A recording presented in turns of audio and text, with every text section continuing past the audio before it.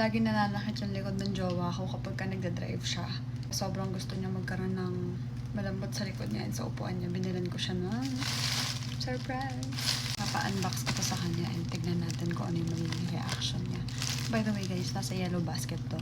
Kung gusto niyong regaluhan yung mga jowa niyo or kung ikaw nagda-drive ka, gusto mo to para sa sarili mo, nasa yellow basket ko yan. So pag hinihintay natin, tignan natin yung magiging reaction niya. Sali ka. Ano yan? Sali ka lang. Ano gagawin ko?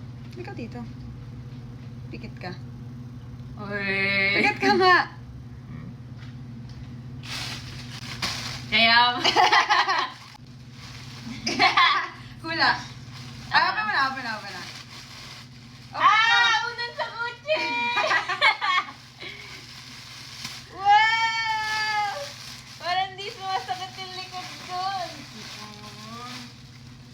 Natandaan mo. Ayun mo. Well guys, kakulay pa ng nung cover ng upuan mo. Wow! Parang di na masakit yung likod ka. Ba? Sa likod yan? Sobrang lambot, yes. Sa likod yan, tapos meron paunan. Oo. Ito paunan, ito Ganda, paunan. guys. Wow!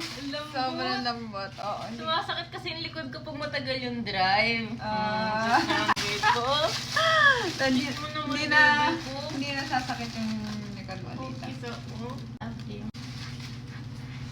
Thank you, baby. Ganda. Ganda mo. Testing ko lang, guys. Ayan, ganyan siya. Ay, bastos!